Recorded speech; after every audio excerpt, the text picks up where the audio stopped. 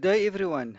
Thank you so much for joining us for this final lecture of the Cricket South Africa Level 2 umpiring course hosted by Western Province Cricket Umpires Association. My name is Abdullah Steenkamp, and my usual batting partner this evening is Tom Okarosi. The format of tonight's lecture will be as follows. I will kick off with Law 42. After I've done with Law 42, I'll then hand over to Tom. Tom will then take us through some exam logistics as well as click-by-click demonstration how the registration part of the exam works. We are using an external exam company. We're using Proctoring software, and Tom will take us through how to register for the exam next week Saturday or next week Monday the 4th. So kicking off, Law 42 covers players' conduct. So the lawmakers decided to put in the law players' conduct, and in particular unacceptable conduct by players. They've created 4 categories or 4 levels. Level 1, 2, 3, and 4. We're going to go through these 4 levels tonight. So we're going to, it's a summarized version of these levels. It's not every level word by word as in the law book. So we're going to go through the levels, what the unacceptable conducts are, and then the actions that the umpires needs to take. So kicking off with level 1 offences, we're first going to go through the list of offences under level 1. There are 7 of them. And then after going through the 7, we'll then go through what actions the umpires needs to take if a level 1 offence occurs. And again, I want to emphasize the theme throughout this, this course. We're covering the laws of cricket. Yes, there are competitions across the world that have their own players' conduct, like the ICC will have their own code of conduct. Similarly, Cricket South Africa has its own, and other competitions as well. But for the purpose of this course, we are covering according to the law, how they see how to deal with players' conduct and what is seen as unacceptable conduct. So let's go through those 7 level 1 offences. First bullet point, if there was willful mistreating of any part of the cricket ground or any equipment or implements used in the game, that is seen as level 1 offence. Secondly, showing dissent to an umpire's decision, and that dissent can be by a word or an action. If you're not happy with the umpire's decision, if you say something or you show by action that you're not happy with the decision, level 1 offence. Using a language that is obscene, offensive, or insulting, level 1 offence. If you do make an obscene gesture, level 1 offence. If you appeal excessively, anyone, whether it's the bowler, the keeper, if there's excessive appealing, level 1 offence. If you advance towards an umpire in an aggressive manner while appealing, seen as a level 1 offence. And then lastly, any other misconduct, and if you as the umpires feel it needs to fall under level 1 offences, you can put it here. It's like this last bullet point is like a catch-all clause. I mean, the lawmakers couldn't put every single scenario that they can think of. The law book will probably have 2,000 pages if that is the case. So they list these famous, or it happens quite often. It's the first 6 bullet points, but then the seventh one, the last bullet point, they do put in this catch-all clause where they leave it up to the umpires. And if you feel that uh, something a player did is unacceptable conduct and you feel it's a level 1 offense, you can put it under level 1. So these are the offenses. Let's now have a look at the action that the umpires needs to take.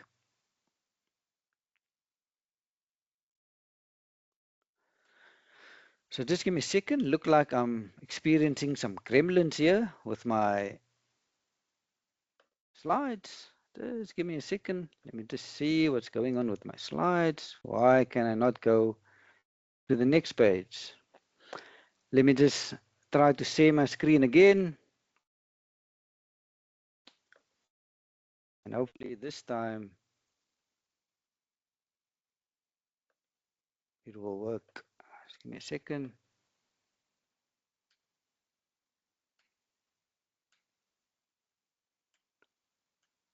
I am not sure why I cannot go to the next slide. Oh yeah, there. Here's the next slide. So we've covered the 7 offenses under level 1.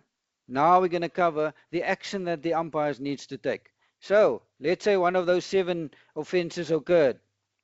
Let's use player so descend to an umpire's decision. Umpire, you now need to intervene by calling time. You need to get the captain of that particular player and inform the captain that a level 1 offense has now occurred.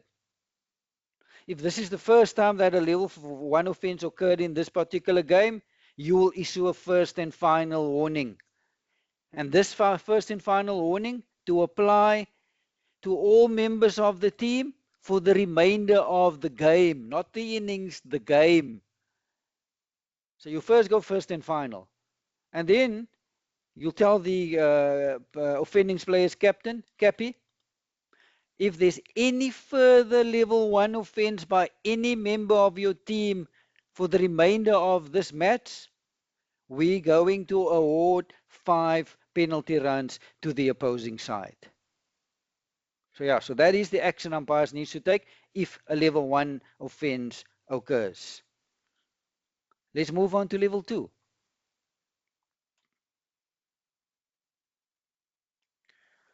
I'm not sure why I'm struggling with my slides tonight, but yeah, I've got it to level 2. Let's first go through the offenses under level 2. Firstly, showing serious dissent at an umpire's decision by word or action.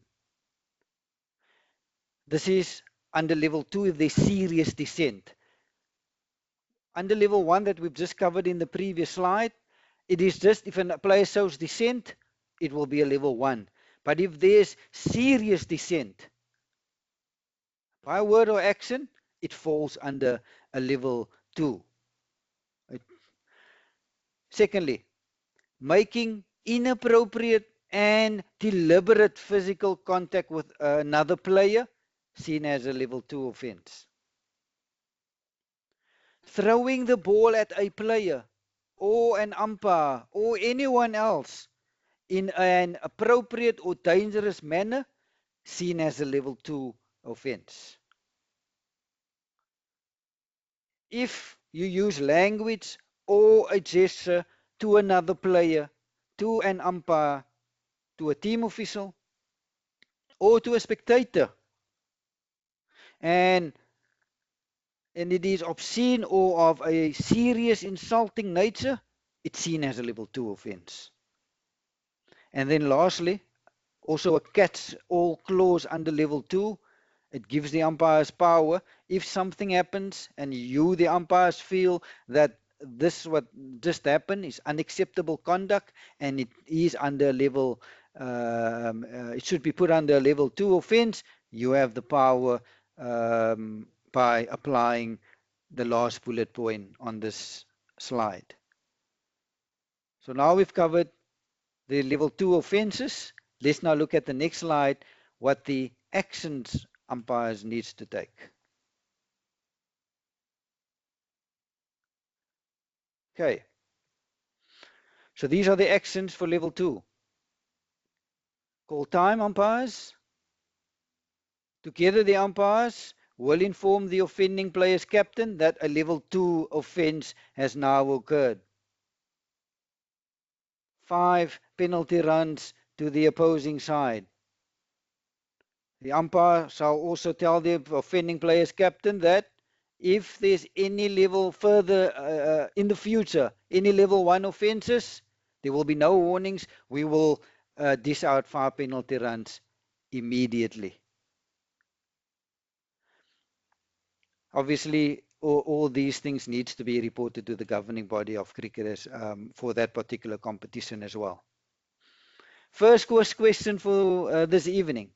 So have a look at this video, see the action by the bowler, and in the chat box, tell me, question 42.2, absolutely nothing wrong what the bowler did. The striker was out of his crease. Bowler is entitled to do what he did. Or you would say this is a level 2 player conduct under the regulations that we've just covered in the previous slide. So have a look at the video and put your answer in the chat box. After I'm done with my presentation, we will replay the videos and I will go through the answer.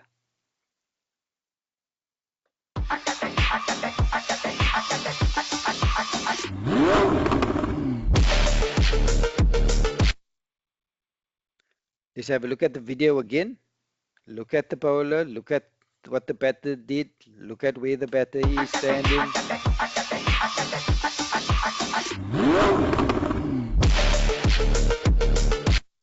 So, question 42.2, absolutely nothing wrong or definitely a level 2 offense? I'll give you the answer after my presentation. Let's move on to level 3 offenses. We'll first have a look at the offenses and then we're going to have a look at the action by the umpires. Only 2 offenses under level 3.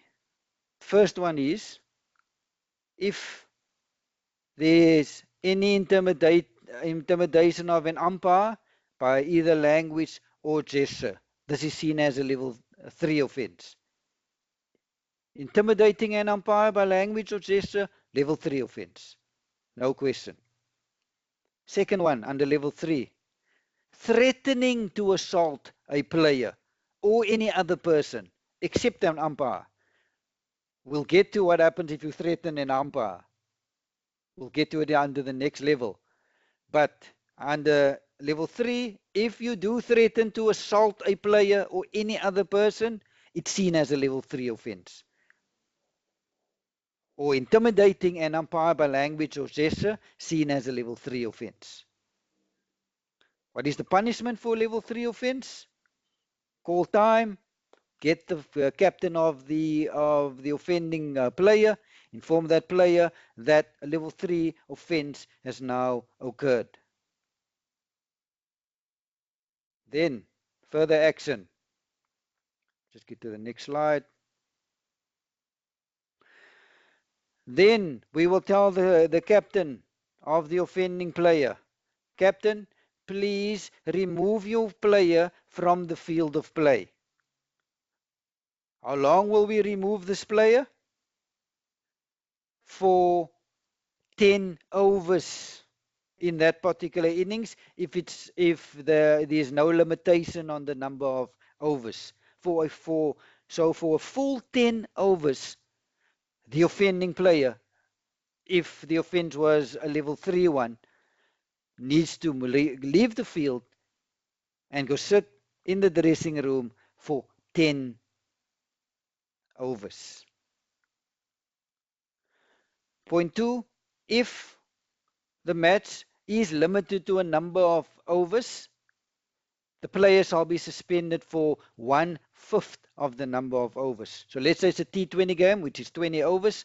1/5 of 20 overs is 4 overs. So if there's a level 3 offense in a 20 over game, player needs to go off for 4 overs.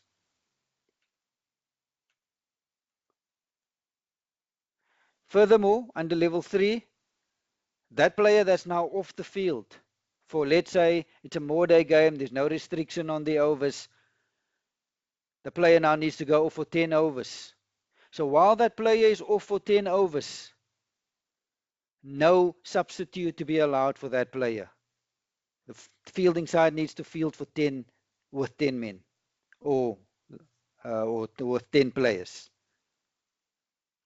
Then also you need to signal the level 3 offense to the scorers. And we've gone through those signals in level 1. So there are 2 signals that needs to be made for a level 3 offense. Then also 5 penalty runs to the opposing side. And you need to report this to the governing body. Then lastly, the last level. These are level 4 offenses. So let's first look at the 4 level 4 offenses, and then we'll look at the action the umpires need to take. So under level 4, firstly, if you threaten to assault an umpire, it's immediately seen as a level 4 offense. You just need to threaten the umpire. Level 4, immediately. Secondly, making inappropriate and deliberate physical contact with an umpire, level 4 offense. But it needs to be inappropriate and deliberate. There are times where the ball is still alive and there is accidental contact with the umpire. I've had it in my last game where I was getting into position and the bowler trying to field the ball, ran into me. So yeah, it can happen, but that was totally accidental. But if it's deliberate and inappropriate physical contact, it's seen as a level 4 offense. Physically assaulting a player or any other person, immediately level 4 offense. And then lastly, any act of violence is seen as a level 4 offense. So let's have a look at the action the umpires needs to take when there is a level 4 offense.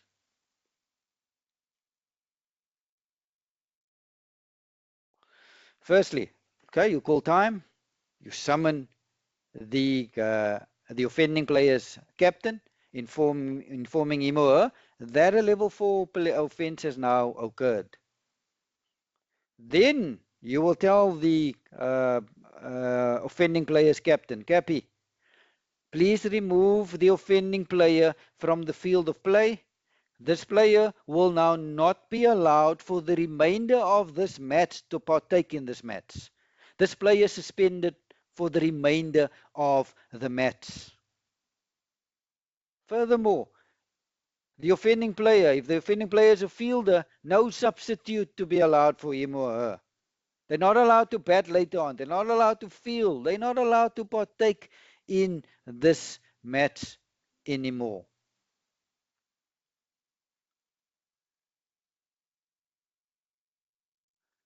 Also, signal the level 4 offense to the scorers. There are two signals. Signal it to them. 5 penalty runs to the opposing side for this level 4 offense. And then report the incident to the governing body. So I've now covered the level 4 offenses. I've summarized it. I've summarized the important points under the various levels. There's a lot of more meat to this. You can go and read it in the law book. The other stuff, but I've summarized the important stuff under these levels. Before I get to my final slide, I do have another quiz question for you. It's another video.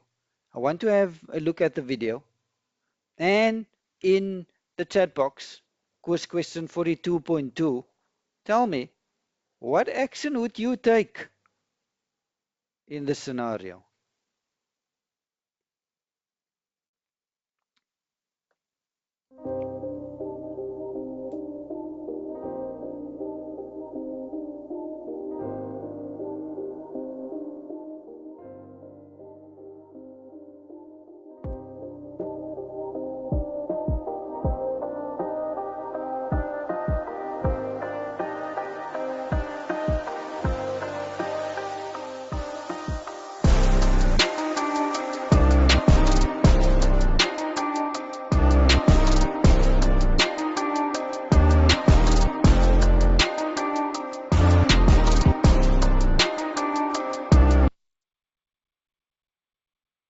So I'll play it again. So there are like two videos in here. So 42.4.1, what action would you take against those the players? And 42.4.2, what action would you take? Let me play it again.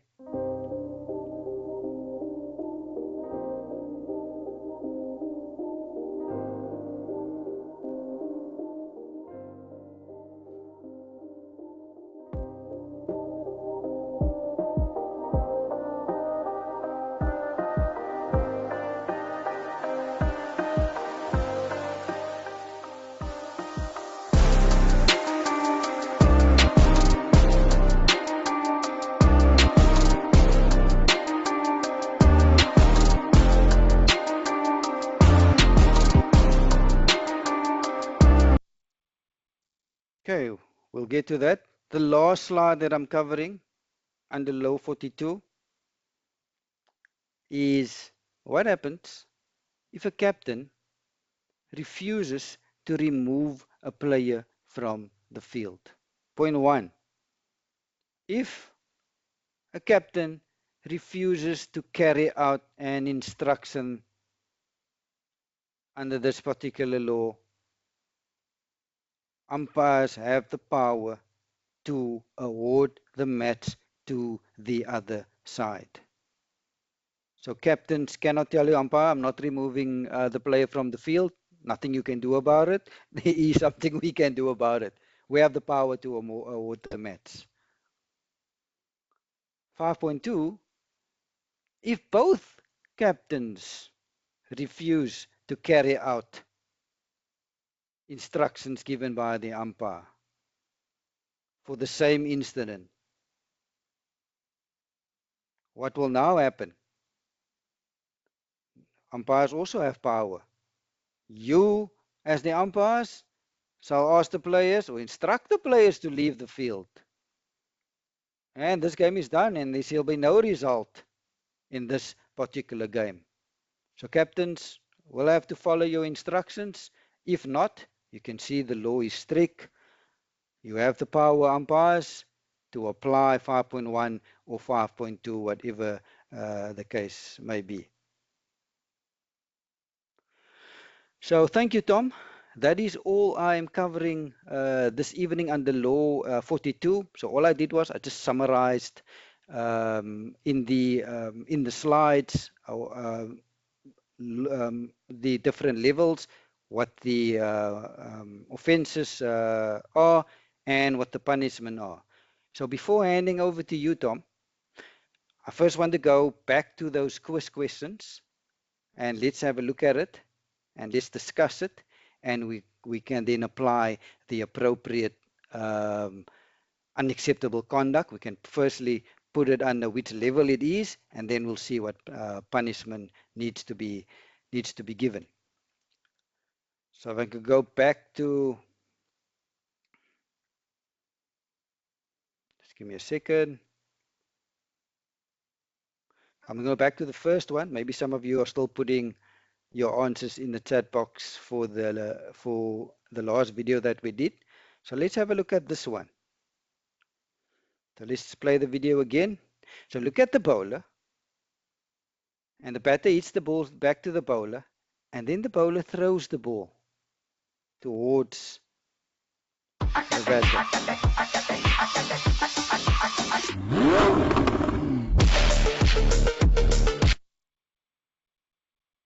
So what are you going to do in this case? Nothing wrong? Bowler is allowed to do it?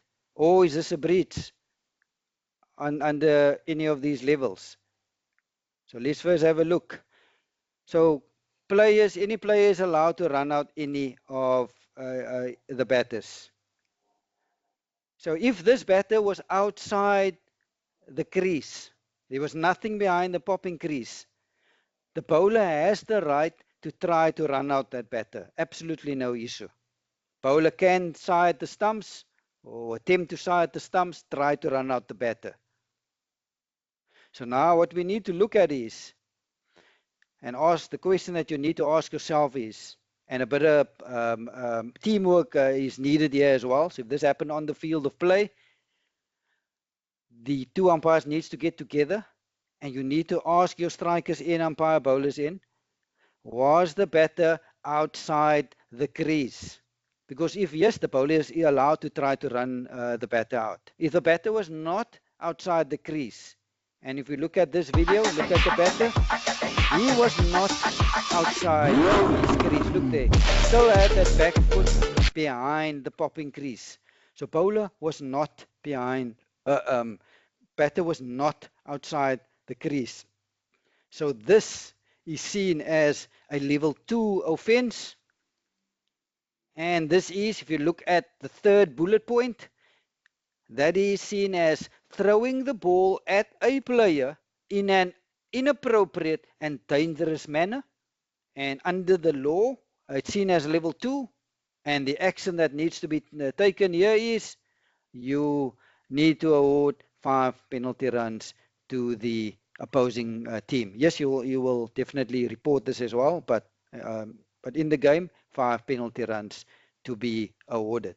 So well done to all of you that put down you going to give the player a level 2 offense for inappropriate throwing the ball in a dangerous and inappropriate manner towards the striker. Let us now move on to the second video. So let's look at these, the two players. Let's look at the first part. So what is happening?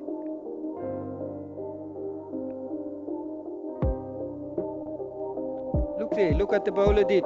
Look at the batter. Deliberate physical contact between the two of them. We'll get back to the second part of the video. And we've covered that, so we actually have an answer for that second part. But let's look at the bowler, the batter.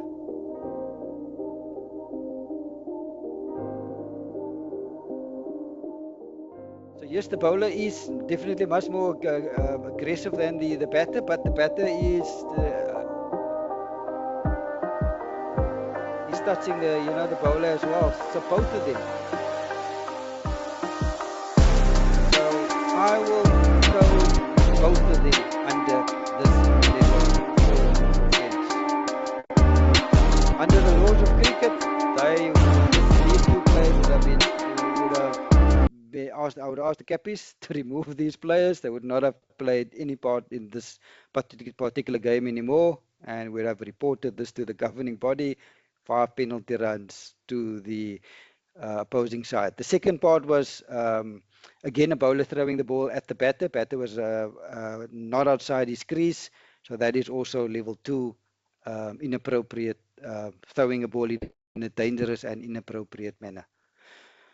So Tom, thank you so much. That is all I'm covering. Handing over now to you to take us through some logistics and how to register for the exam. Over, Tom. Thank you very much, Abdullah. Good day to you and good day to all the exam candidates. I'm saying exam candidates because our course is done. Thank you so much for your attendance and interaction throughout the 6 lectures.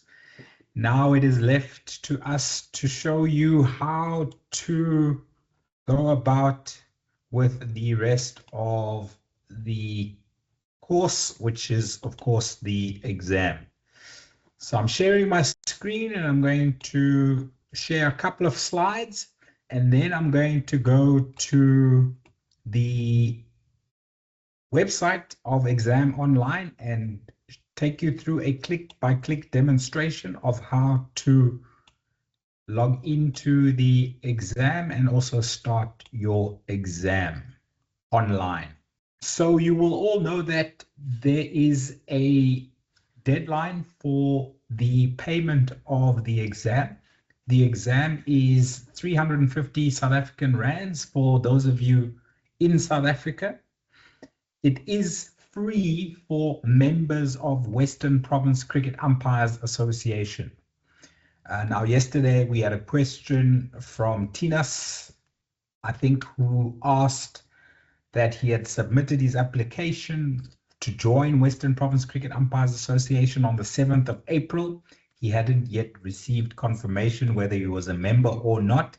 If you have not received confirmation from the Secretary of Western Province Cricket Umpires Association or the Match Secretary of Western Province Cricket Umpires Association, then you are not a member. So you would have to pay 350 rands, send your proof of payment to training@wpcua.co.za. I see that's not on this particular slide. Abdullah, if you can just type in the email address that candidates need to send their proof of payment. And the deadline to send your proof of payment is 6 p.m. next week, Thursday, 30th of April, South African time. Now, when you send your proof of payment, you need to send it from the email address that you will want to receive your exam registration email. Just makes it a lot easier. So please send your proof of payment, not directly from the bank, but from the email address that you want your email registration for the exam to be sent to. Okay, and those of you who are Western Province Cricket Umpires Association members, please, you don't need to pay, but you do need to tell us which day you will be writing. The fourth and the fifth line of the slide are the two exam date options. The first option is Saturday, the 2nd of May at 9 a.m. South African time. And the second option is Monday, the 4th of May at 6 p.m. South African time. Now, those are the options, whether you're writing at Newlands Cricket Ground as a member of Western Province Cricket Umpires Association, or you're writing online. Those are the two date options. Please note, you cannot write on Saturday, whether physically or online, and then ask for your result on Sunday, and if you fail, then you write again on Monday. No. Level 2 only has one attempt. You get to choose which day you are available or which day suits you best. Saturday, the 2nd of May at 9 a.m. South African time, or Monday, the 4th of May at 6 p.m. South African time. Those are the only two exam date options for this level 2 exam sitting. If you are not able to make either of those dates, you will have to join us again in September when we will next be running level 2 for you to choose one of the two exam date options in September to write. So those are the only two options available for this course in May. Please note, if you are a member of any other umpires association in South Africa, you will not be writing with us.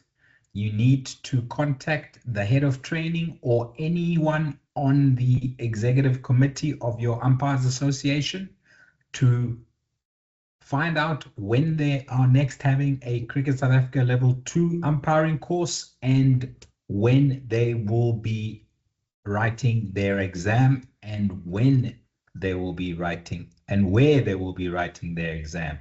Okay, so members of other umpires associations in South Africa are not allowed to write with Western Province Cricket Umpires Association. Whether online, whether at Newlands, you are not allowed to write with us. I hope that is clear. Please contact your association to find out when you can write. So if you are not a member of Western Province Cricket Umpires Association, and if you are not a member of any other umpires association in South Africa, you will be writing using the Proctor website exam.hostexam.net. And I will be taking you through a click-by-click demonstration of how that exam works shortly. Just to give you some details on the exam, there are 100 marks. There are 43 questions in total. You will see in the exam, not in the demo, but when you do get to your exam online, that there are 20 questions and they have either 1, 2, 3, or 4 sub-questions. And in total, there are 43 questions. So question 1 has got 1.1, 1.2. Question 2 has got 2.1, 2.2, 2.3, 2.4. Question 20 has got 20.1, 20.2, 20.3, for example. That's how we get to 43 questions in total, ranging in mark allocations from 1 mark to 4 marks. If a question is worth 1 mark, then you only need to write 1 point. I would go further than writing 1 word. Just a phrase normally would get you to the 1 mark that you require. If a question is allocated 4 marks, then you need to jot down 4 points. Doesn't have to be 4 full sentences, but if you can type fast enough or write fast enough, then you can write full sentences. But usually bullet points are sufficient as long as they are as per the law that you are trying to get your message across. Total 2 hours to complete the exam. That is a fair amount of time for the 100 marks. If you know what you are writing, you will be able to write it within that 2 hours. The pass mark is 80%. So you need to get at least 80 out of 100 marks. Because they are long questions, not true or false, not multiple choice, they have to be marked manually, whether it is a written exam or a typed exam on the website. So depending on how many candidates we have writing the exam, we aim to finish marking all the exams 2 weeks from the 4th of May, which is Monday, the 18th of May. Okay, if there are 150 of you writing, it will probably take us 3 weeks. But we will try our best to get the results out to you by Monday, the 18th of May. For those of you who pass, a week later, certificates will be distributed by Monday, the 25th of May. Level 3 will start in June, probably the first week of June. Everybody who passes level 2 will be put on the mailing list for the level 3 course, and you will receive a course logistics and course material email a week before the first lecture of level 3. If you don't want to join us for this level 3, that's fine. Please just reply to that first course material and logistics email asking to be taken off the mailing list. What I would advise, I saw a question earlier in the chat box about the new laws or the 2026 edition of the laws of cricket. We will be covering the new edition, starting with level 1 in July or August, and then level 2 in September, and then level 3 in October. What I would suggest is if you want to get the new level 3 or the new laws of cricket into your studies, then rather wait for the level 3 after you've passed this level 2. Rather wait for the level 3 that we will do later in the year in October, because that one will have the new laws incorporated in it. It does not say that the level 2 certificate that you earn now will become invalid. No, that's not the case. Your level 2 certificate will still be valid.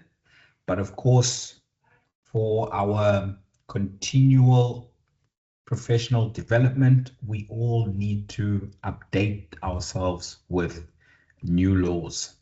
So that's why I suggest if you do pass this level 2, you're welcome to join us for level 3 in October when we start with the new laws.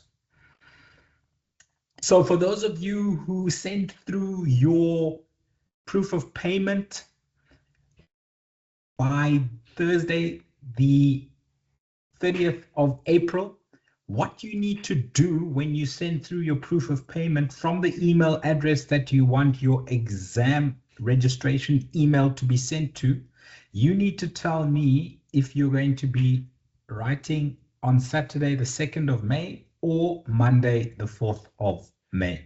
Okay, because I need to provide a list to ExamOnline of the different candidates who are going to be writing on Saturday and the different candidates who are going to be writing on Monday. Why? Because if you are writing on Saturday, the 2nd of May, you will receive an email on Friday, the 1st of May from ExamOnline. And this is exactly what the email would look like. It will say registration information and it will say, dear, your name. You have been registered for the Cricket South Africa Level 2 exam. Your details to access the system is as follows. So you would need to click on that URL to take you to the exam website. And then you will need to copy and paste your user ID and your password to log in to the ExamOnline website. So only those candidates who are writing online on Saturday, the 2nd of May, will receive this email on Friday, the 1st of May. And the reason that you are sent this email 24 hours before your exam is that you are given that 24 hours to do the systems check to see if your device and your internet connection are good enough for the website to work for the exam. And you will see me doing the systems check shortly so that we all know how to do it when we get to our exam, but we can also do it up to 24 hours before our exam so that if your system requirements are not met, maybe your device is too slow, maybe your internet connection is not stable, then you have 24 hours to make a plan to get a different device or to go to an internet cafe to have better internet. I would suggest you go to a library, not an internet cafe, because a library will be quiet rather than an internet cafe, which would be loud. Okay. So for those of you writing on Monday, the 4th of May, 6 p.m. South African time, you will get your registration email from ExamOnline on Sunday, 6 p.m. the 3rd of May. Okay. So this is what the website looks like, and I'm going to go to the website because there's no point showing you still pictures when I can show you the actual website itself. So this is what the website looks like. I didn't click on the link that was sent, but this is what the link will take you to, or this is where the link will take you to. I have copied and pasted the demo credentials that ExamOnline has given me. you will copy and paste your user ID and your password that was sent to you 24 hours before your exam you will copy into the website. Now, the exam on Saturday, the 2nd of May, starts at 9 a.m. South African time. Please check using the internet what time that will be in your time zone. You will be able to log in and do a final systems check up to half an hour before the exam.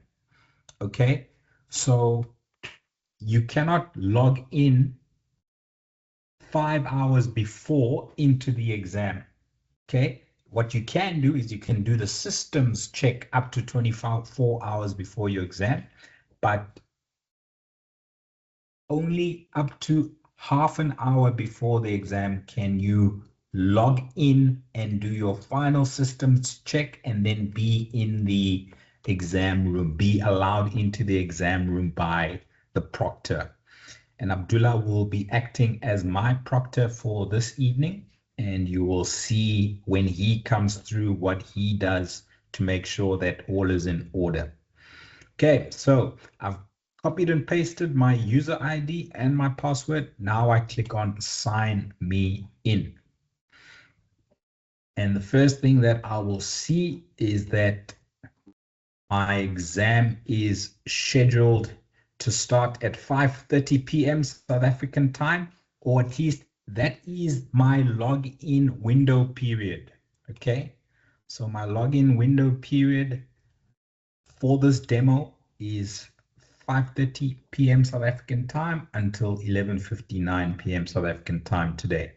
Your login period will be 8:30 a.m. South African time on the 2nd of May until 2.5 hours later, because half an hour for the login time, 2 hours for the exam. That will be until 11 a.m. South African time. Okay. You'll notice that the duration is 150 minutes. We do allow a little bit more than the 2 hours, just to accommodate people who maybe get kicked out due to slow internet. For them to log back in, the timer will keep running. So to be fair to you, we give you 2.5 hours instead of the 2 hours for the exam. So now I click on start, and we will be going into the compulsory minimum systems requirement check. Okay. So there's a lot of terms and conditions that in that half an hour leading up to the start of the exam, you are welcome to and encouraged to read. So this is the privacy policy first. Then we have terms and conditions. This exam is conducted through remote proctoring. Your photo will be captured and your screen will be shared and recorded. Your audio and video might be recorded for future reference. You have to accept those terms of use to be able to continue. So now we're starting with the minimum systems requirement check, and it will tell us that we need a certain speed, 1 Mbps of internet speed minimum. Ensure that your microphone and camera are properly connected and operational before starting the check. You can use your mobile phone for the exam. It is not recommended. What is recommended is a laptop or a desktop computer. And it is recommended that you use Google Chrome, the internet browser, for the exam. Okay. Otherwise, you might have problems with other browsers. So we're going to begin the process, and it's going to start with checking our internet speed, and it tells me that my internet connectivity is up to standard, and it says that my microphone is up to standard as well. Okay, now it is checking my webcam. Ah, there we go. Okay, so my camera was frozen for a bit, but it is now good. Okay, so the purpose of this exercise is to get a photo of yourself, of your face, and if you are not in the screen or in the oval, it will be red. If you are inside and you position your face correctly, then it will be green. So it's green now. I can capture or click my picture. Okay, happy with that. Save and next. And what's important about this picture, I must just clarify before we carry on, is the website has AI proctoring. What that means is it has your picture that has been taken before the start of the exam, and it's going to be comparing what it sees of you throughout the exam to this picture. So if I, during my exam, am looking sideways, it's not going to recognize me because that doesn't look like the picture that I took of me looking forward. So you need to make sure that when you take your picture, you are looking forward at your screen, which you will be doing for the majority of your exam. Otherwise, there will be red flags saying that it is not you that is in the picture or in the live streaming of you during your exam. Okay, so very important to face the screen when you take your picture. Save and next. And then what we're going to do is we're going to capture our identity document. Please use a driver's license or a ID document that has a picture of you, and make sure that we can read what is in the document. Okay, so I've just got my law book here, and we can read the laws of cricket, 2017 code 3rd edition.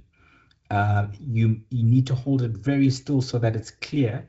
We need to confirm that it is you in the picture and you holding your identity document. If we cannot read what is on your identity document, then the proctor will not let you into the exam room. So that one is sometimes quite challenging. You just need to take your time, keep your hand still, and move it as close to the camera as possible before you take the picture. And then if you're happy, save and next. Now the last thing that you need to do is you need to share your screen with the proctor. So you click on share screen, and you're going to share not your tab, not your window, but your entire screen.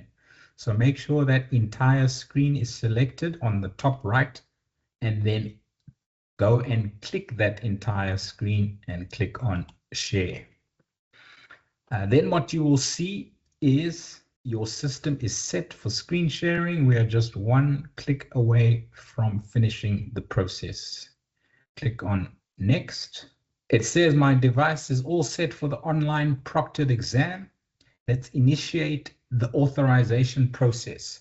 So the authorization process is a proctor who will be either myself or Abdullah on the day, both Saturday and Monday, who will check your room that there are no course material lying around, or a phone or a law book or anything that could help you with the exam. So You might have to wait, depending on how many of you there are, for your assigned proctor to come up. You cannot go any further before your proctor has authorized you and let you into the exam room.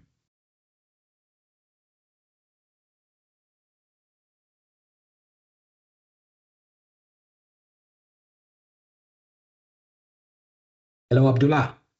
Hello, Tom. Yeah, just give me a second. Let me double check your ID pic. That make sure it is you. Yeah, I can see it is you. And Tom, can you please? I need to see your room. So can you just move your screen? Just need to make double sure there's no one else in the room with you. There are no devices in front of you, no books, no phones.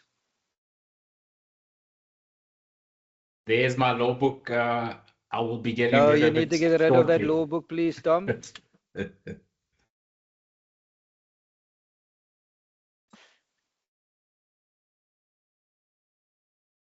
Okay.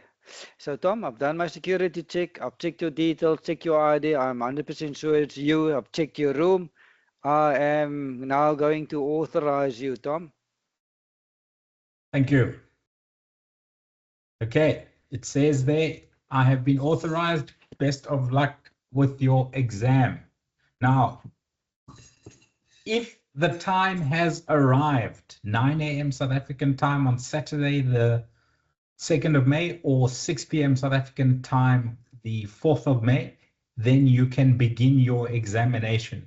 If your time has not arrived yet, then you will be held in a waiting room. You will not see the questions to the exam yet, unless and until the start time for the exam has been reached.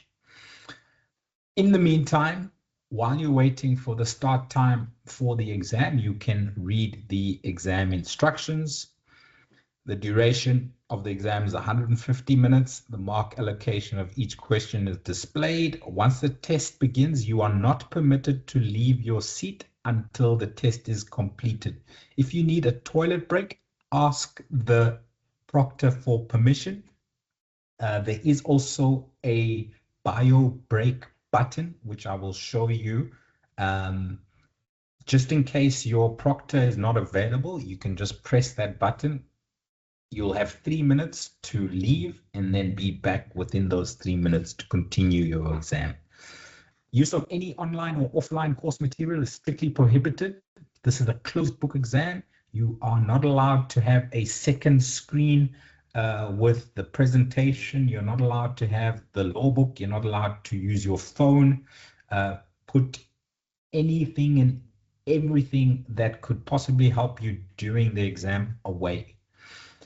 You do not need a calculator for this exam, so no need to bring a calculator into your exam room. Once you click submit exam and confirm, you will not be able to resume the test. So please check all of your answers carefully before submitting, and I'll show you how to do that in the demo. If your test is interrupted due to power failure, internet connectivity, don't worry, you can log back in and continue from where you left off. So the system is always saving as you go along. It saves every 2 or 3 seconds. So don't worry if you are disconnected. Just come back in, but you will need to go through this minimum systems check every time you come back in. Use Google Chrome. I've already mentioned that. Please note that the steps required before the exam takes around 10 minutes. So make sure you are logging in 15, 20, even up to 30 minutes before the exam start time. All running programs and windows need to be closed before you attempt the exam. So I've got quite a lot of other stuff open here. And firstly, what I can do is I can hide this little message here that says exam.hostnet.net is sharing your screen. I'm just going to hide that so it's out of my way. I'm going to close my PowerPoint presentations. I'm going to close Safari, which is my other internet browser. I'm going to close my settings and I'm going to close, I won't close Microsoft Excel. I'll leave that open for my admin after the lecture. You cannot exit the full screen mode once the exam begins, and you cannot navigate to other screens. You will see what happens if I navigate to another screen. It is considered cheating. You will get 2 warnings. If you do it for a 3rd time, you will be expelled from the exam, and we won't mark your paper. Copying and pasting answers is strictly prohibited. You cannot copy from any source and try and paste into the exam box answers. It will be picked up, it will be flagged, and you can be expelled from the exam for attempting to copy and paste. Taking screenshots of the exam is also strictly prohibited. It will be flagged. You will be expelled from the exam if you take screenshots. So click I've read and understood the exam instructions, and then you can begin your examination. Right. So now we are in the exam room, and please note this is a mock exam. It's a demo exam. It is not the questions that you will be receiving in Cricket South Africa's level 2 umpiring exam. I'm just going to talk you through the interface. So on the left-hand side of the screen, you see question 1 of 27. And what you will notice as well, if you write next to your brother, next to your father, next to your mom, whatever the case might be, they will get questions in a different order to what you get. Remember, you are supposed to be alone in your room, so please, you shouldn't be noticing that your dad has got questions in a different order to what you have got, but I was just putting it out there for you to all know that the questions are in random order. However, question 2 has 4 sub-questions, 2A, 2B, 2C, 2D. So those 4 sub-questions will always be together on one screen. Okay, so don't worry that you're going to have to go back and forth between questions to use part of an answer to answer the next question. That's not the case. Right at the top of the screen is your timer. Everybody has a different timer depending on when they started their exam, when they got into the exam room.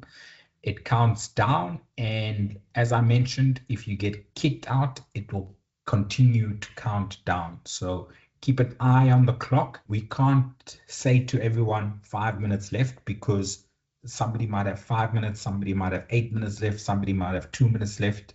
So it's your prerogative to keep an eye on your clock. So here on the left, we've got our question, and in the middle, we have our answer box for each question. You do not need to type in bold. You do not need to use italics or underline. Just type using, of course, like a capital letter to start a sentence. The question is, what is the length and width of a cricket pitch?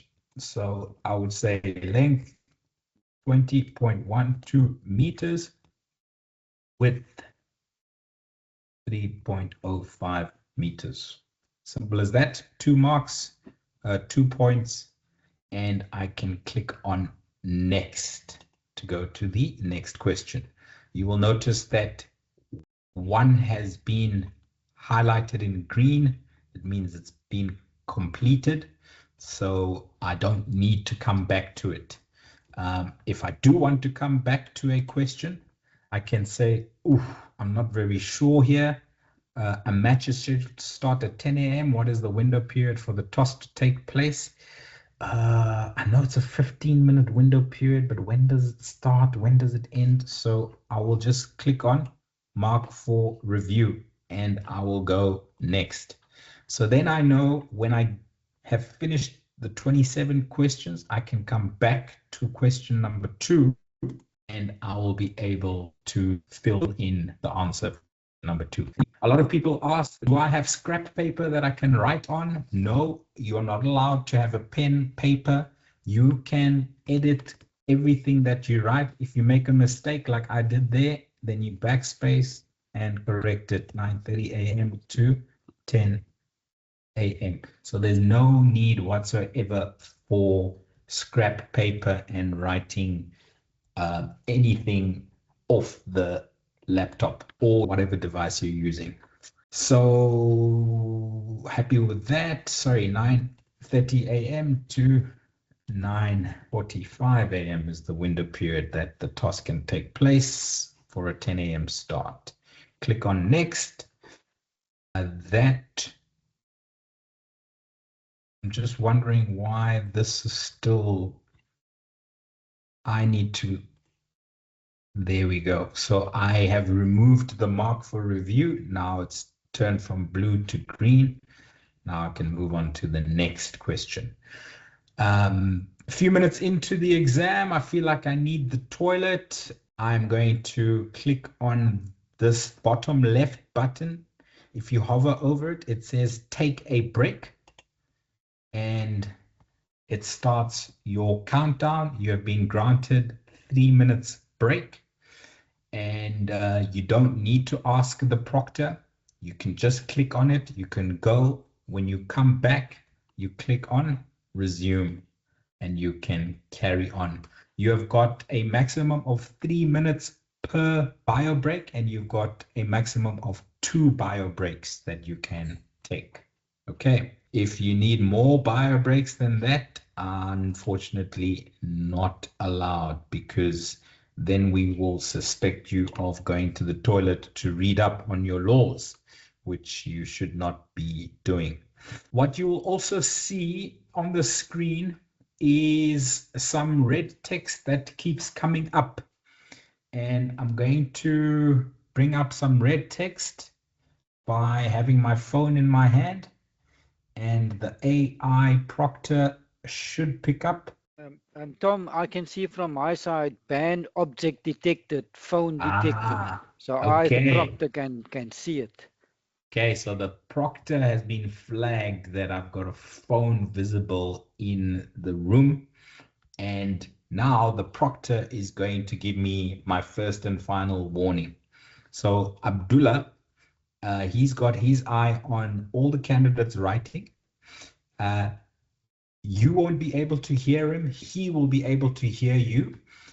So how he communicates with you is he's going to type into his chat box a warning message. So Abdullah, if you can type a warning message for me having a phone, and just to show the candidates what that looks like. So Abdullah has typed, this is your first and final warning as a phone was detected. And then I'm going to reply to that. Very sorry. My mom just called. I will put my phone away now for the rest of the exam. Okay, so guys, please don't have your phone with you. It's a lot easier if it's not in the room, so there's no flags, and we won't have any reason not to trust you. You're also not allowed to be speaking. As you can see, while I speak, there are some red flags that pop up. Lip movement detected. A lot of people like to read out loud the questions of the exam. Please read them in your head, not out loud, because if you do read out loud, you'll see a red flag saying speaking detected and lip movement detected, which is not really allowed. So rather not have any red flags. Don't attract the attention of the proctor. Don't have a phone. Don't be away from your laptop for more than 3 minutes when you go on a bio break, because that is also a flag. If you're not back within 3 minutes, then that is a big red flag. So what happens is, after the exam, we will review all the flags of all the candidates. And if we have maybe missed, as proctors, we have missed some of the red flags, because there might be up to 80 of you on Monday evening. And for myself and Abdullah to try and keep an eye on all 80 candidates will be tricky. So after the exam, we review all the flags of all the candidates. And if we suspect any foul play, then we go into the video of your exam. And if we find that there has been cheating, then we will inform you that we will not be marking your exam and you will not be allowed to take a Cricket South Africa umpiring exam for the next however many years. That's how serious we are about integrity of this exam. We were required by Cricket South Africa to invest in this website, to invest in the proctoring system that ExamOnline has. It's a very good tool. It's a very expensive tool, and it is there to maintain the integrity of the exam, and no exceptions will be made if there is any foul play suspected. Okay, just going through the rest of the functionality, you can close this chat box so that it's not in your way. But if you do need to chat to the proctor, remember that, yes, they can hear you, but there might be 80 other candidates talking to us. So rather communicate via text. So you go and you click top right to put the chat box back up. And then you can ask a question if you're not too sure what is required of a question. So then you would say, I do not understand this question. You can send that to the proctor, and that will send a flag to the two proctors, and one of us will get back to you as soon as we can. Okay, so I'm not going to go through all of these questions, but just remember, if it is 1 mark question, then you only need something short and sharp. So what time should mowing of the pitch be completed? Mowing is 9:30, needs to be done, and then the rolling is 9:30 to 9:50. It can start latest 9:50. It can start earliest 9:30. What time should mowing of the outfield be completed? 15 minutes before the start of play. So that's as simple as it is to get 4 marks. You don't need to write long sentences, but when it comes to maybe a law that you need to explain, then you do need to write a bit longer. When are conditions regarded as dangerous or unreasonable for play to take place? That will require 4 decent bullet points to get the 4 marks. What else do we have here of interest? Please, whatever you do, do not click on submit exam until you have finished. Make sure when you want to go to the next question, you click on next, not submit exam. In fact, sometimes what I suggest is keep the live chat open so that it covers the submit exam button.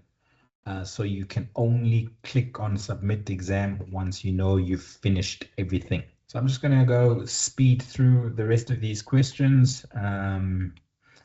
And what I can do now as well is show you, if I navigate away from the exam, what happens.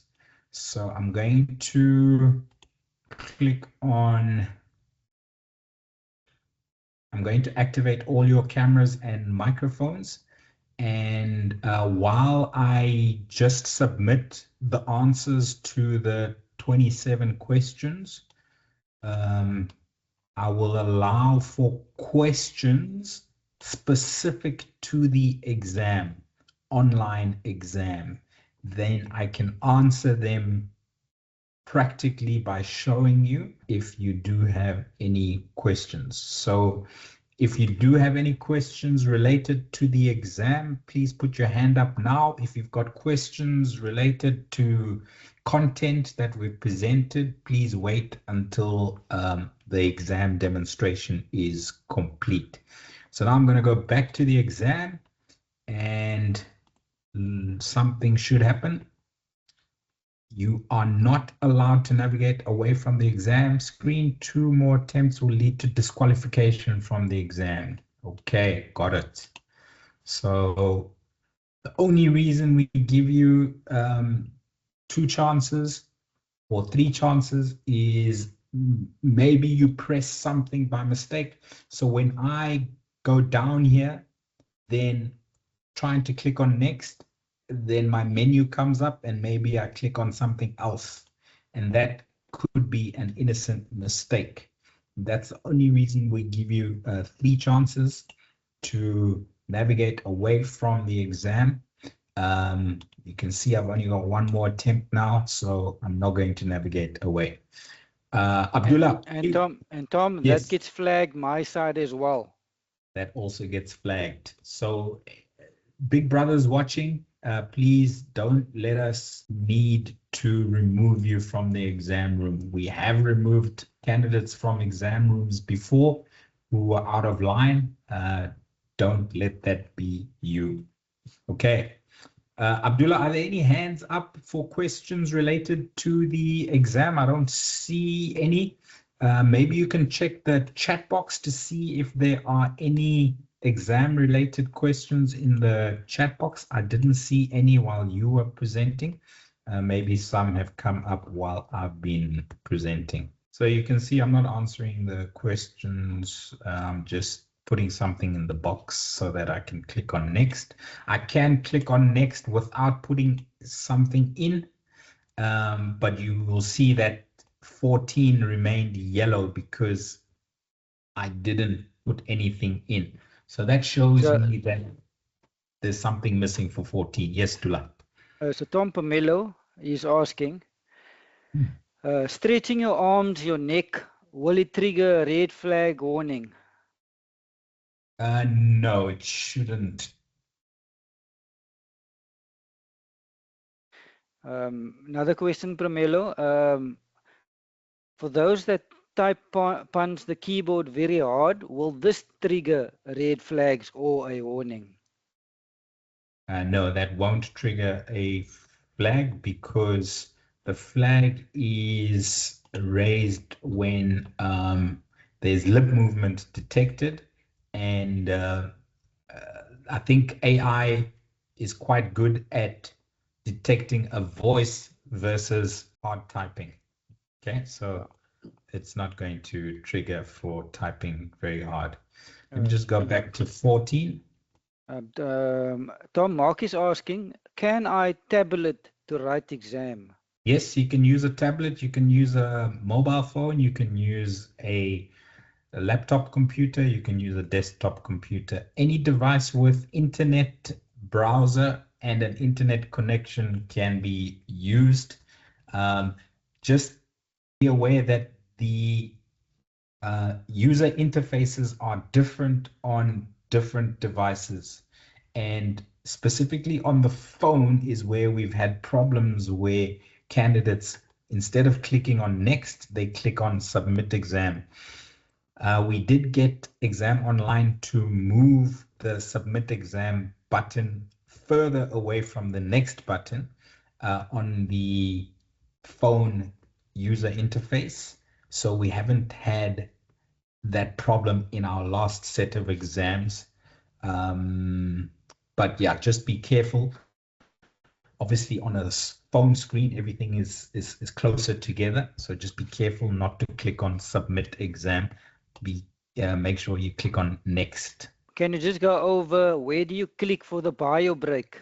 Bottom left corner of the screen on a laptop user interface, there's a little pause button at the bottom left of what looks like a clock icon. So let's go for our second bio break. You click on that and immediately you can go for your break. You don't need to ask the proctor. This is our second and final bio break that we are allowed, up to a maximum of 3 minutes. But if you are back in less than 3 minutes, then you can resume immediately.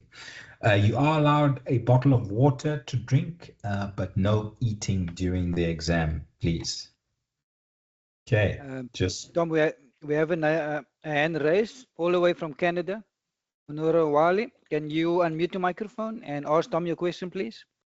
Just wanted to clarify uh, if we completed and submitted, you said that there's no way that you can resume again.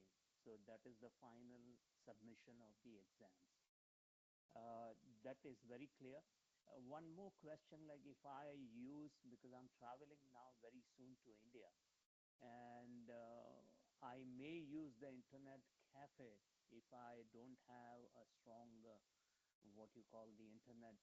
So if I go to the internet cafe and surrounded by many other users in the same room, uh, can I still be considered as okay to give the exams? Thank you. Munawar Ali, I did mention earlier, rather use a library. Libraries have got fewer candidates. It's more quiet than a internet cafe. So please avoid internet cafes. They're very loud, very busy, lots of people. Go to a library, which most libraries around the world now, I'm sure, have good internet connections, and you might even pay less at a library for the internet, for the Wi-Fi, than you do at a internet cafe. So please do not go to an internet cafe. Please go to a library. Tom, second hand, Isanula, can you unmute your microphone and ask Tom your question, please? I have a question. When the last time I was giving level 2 exam, first I was facing so many the red card, like today, like the red return. So I was thinking that this is the first and final warning. One is that. Another one is that if I miss the exam, you know that we are living in Afghanistan. The internet system is not good here in Afghanistan. If I missed the exam, like last year also, I missed once, and luckily, thanks from Tom that he gave me another chance. So will I have another chance this year also if I miss the exam due to any issue? Anything can happen in Afghanistan. And where your level 2 certificate is acceptable? I mean, in which countries? So Thank you, sir. Isanullah, your first question, if you miss this exam on the 2nd of May, if you are supposed to write on the 2nd of May, but you have challenges and you cannot enter the exam, maybe your internet connection is not working or your device is not working, that's fine. Then you can be scheduled to write on Monday, the 4th of May. If, however, you enter the exam room and you are in the exam room for more than 10 minutes on Saturday, the 2nd of May, then you have to complete the exam on Saturday, the 2nd of May. Because you would have seen some questions, we cannot allow you to have 10 minutes worth of access to the questions on Saturday, the 2nd of May, and another 2.5 hours to the access of the questions on Monday, the 4th of May. So please make sure you have a stable internet connection. Log in early at 8:30 on Saturday morning. Make sure that your systems check is done and you are happy with your connection. And stay in. If you do get kicked out, then come back in. you do have an extra 30 minutes that you can log in again, log in again if required. If you are not able to write on the Saturday, the 2nd of May and Monday, the 4th of May, then you will join us in September when we have level 2 again. But it's likely that the level 2 exam will change because of the change in laws. Okay, so Isanula, please try and get yourself to a library with a good internet connection, and you will then be able to write through the whole exam without any internet issues. I know internet is a challenge in Afghanistan, but you've got a week now to try and find a library with a good internet connection that is consistent and reliable. To answer your second question, is Cricket South Africa's level 2 umpiring certificate recognized around the world? I have to answer this question every course that we do, but if you think about it, Alauddin Palika and Adrian Holstock, ICC Elite Panel umpires, they've got Cricket South Africa level 1, level 2, level 3, level 4 qualifications and certificates, and they are now ICC Elite Panel umpires. They have not had to write any other exam since umpiring international cricket. So that's all the qualifications they have. So if those qualifications are good for them to make it to the ICC Elite Panel, then they should be good enough around the world. However, countries like to, let's say, protect their qualifications. So in some countries, in all of Africa, Cricket South Africa's level 1, level 2, level 3 certificates are accepted and welcomed for umpires to umpire with. Everywhere else around the world, it's different. It's complicated. There's no one answer that is correct for all countries. Afghanistan, no idea, Isanula. I don't know. I don't have any contacts at Afghanistani cricket. What I can say to you is the same that I say to all our candidates in India. If you want to get into umpiring in India, you need to write a state panel umpiring exam. There are hundreds, if not thousands, of people every year on a waiting list trying to get into a state panel umpiring exam in India. If you've got Cricket South Africa's level 1, level 2, level 3 umpiring certificates on your CV, that will put you at the front of that queue to get into the state umpiring panel exam in India. As I said, Isanula, that is India's story. I have no idea what the process is and what recognition there is in Afghanistan for Cricket South Africa level 1, level 2, level 3 certificates. I hope that answers your question, Isanula. Yes, sir. Yes, sir. Thank you very much. But I have also two concerns more.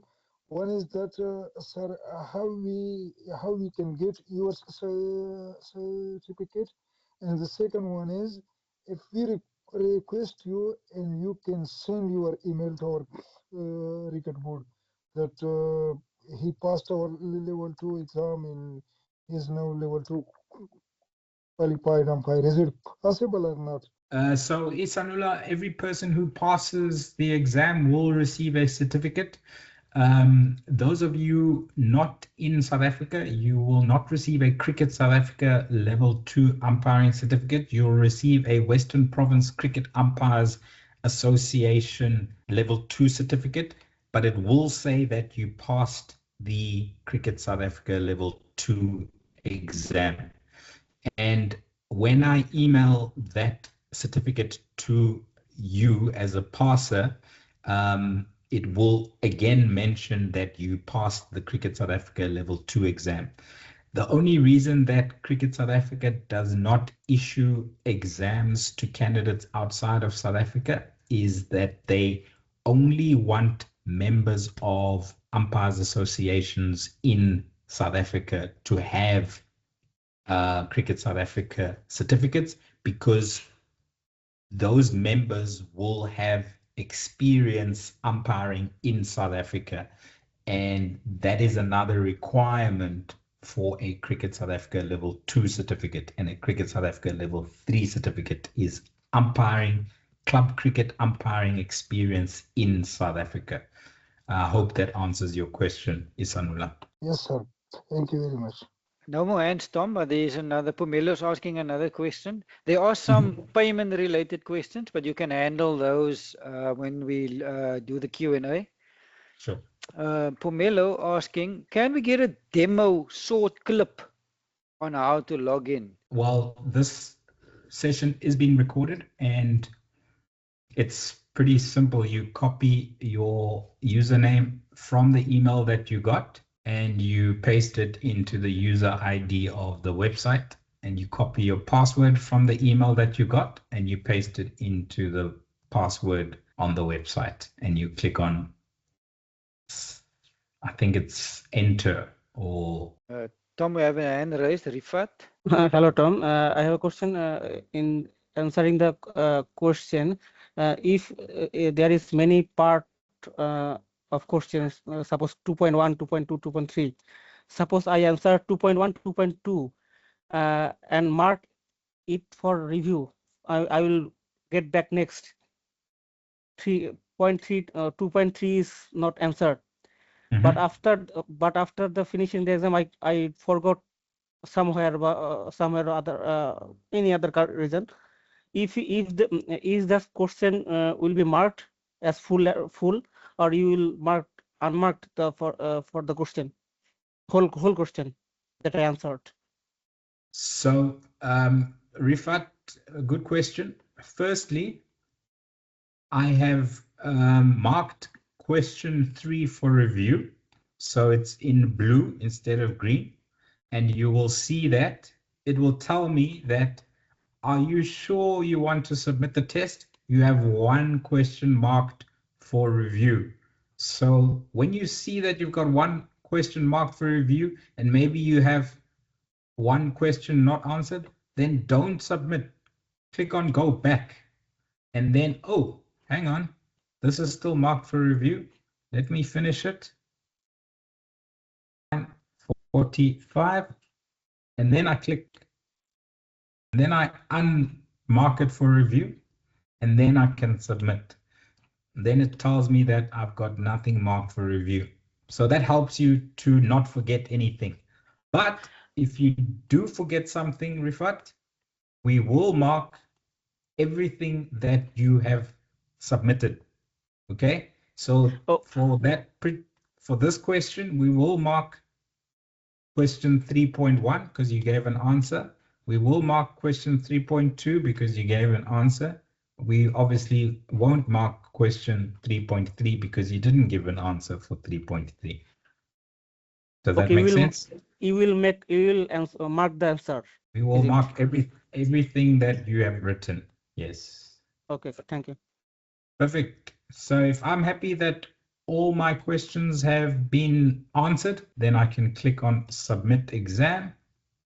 And I don't need to mention anything to my proctor. I don't need to do anything except to make sure that all the questions are answered for the exam on Saturday, the 2nd of May and the 4th of May. It will be 20 questions, not 27. When I click on submit, then it tells me that the exam has been submitted successfully.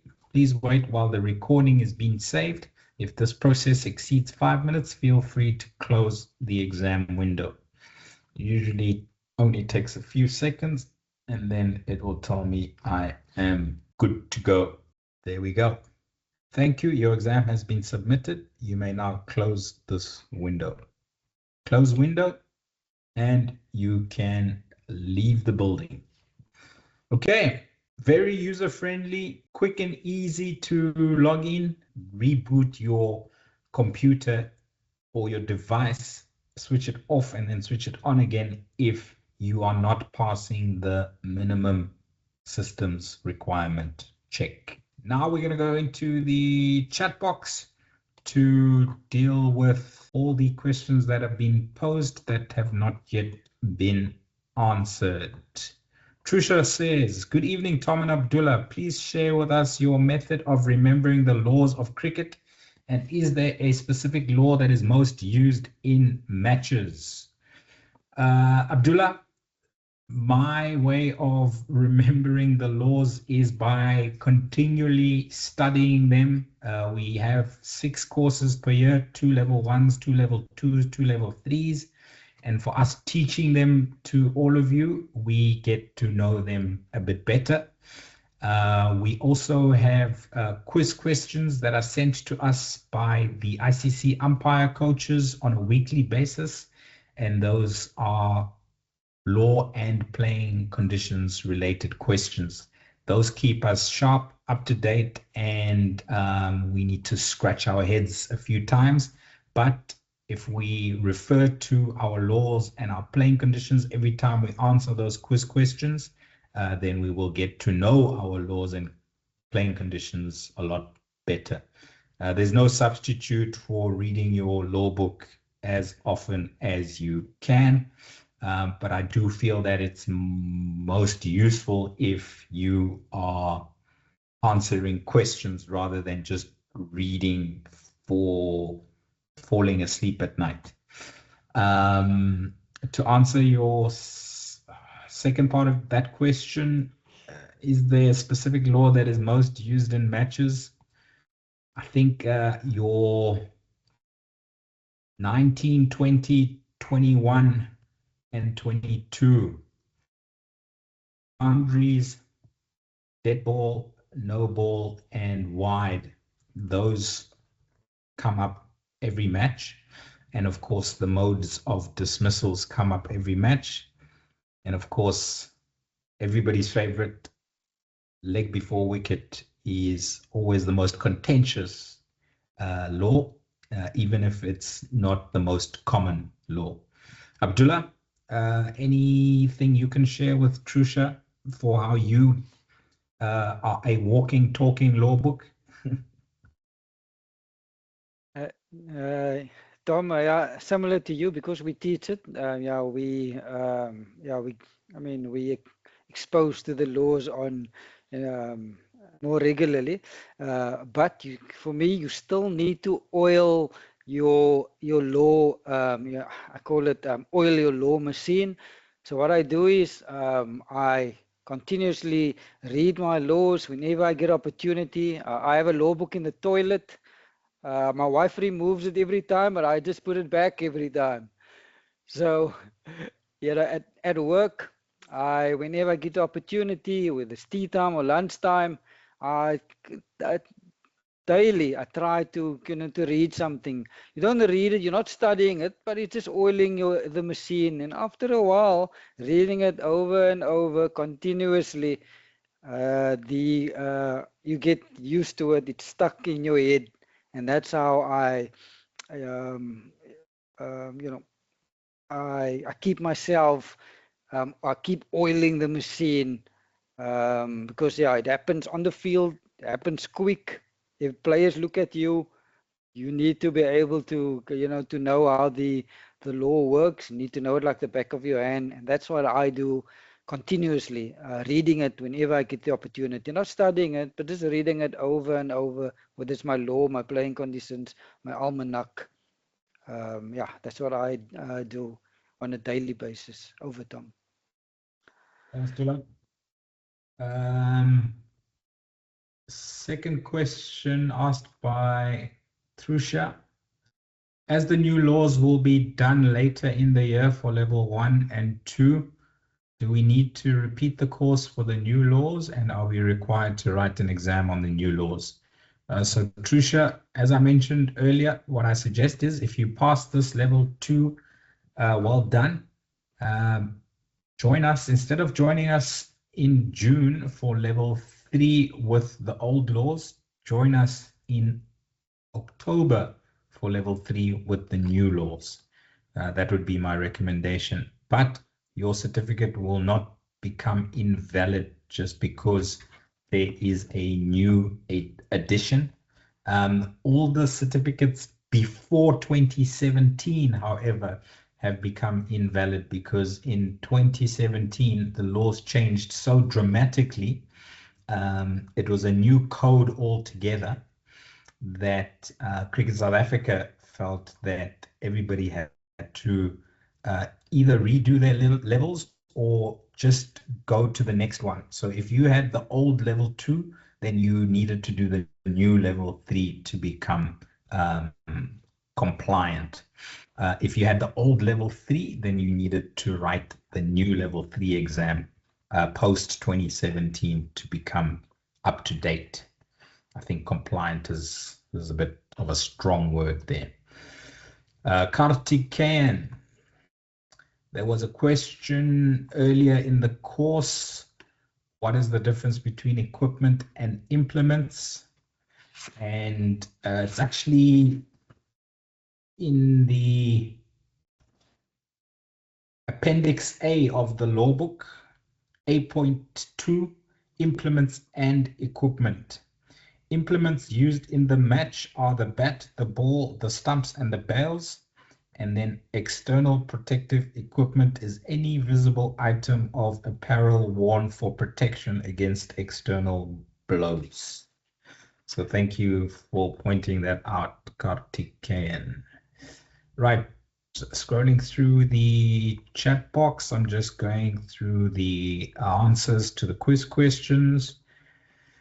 VJ says he's got a question related to Law 19. If the batters complete 5 runs before the ball reaches the boundary, how are runs awarded under ICC playing conditions? As per law, 5 runs should be added to the batting team's total. Does the ICC follow the same law, or is there a variation to that law in ICC playing conditions? Abdullah, please take that one for us. No change between, or no difference between law or playing condition, exactly the same. As Vijay correctly pointed out, if the runs completed succeed, what is the word I'm looking for, Tom? Exceeds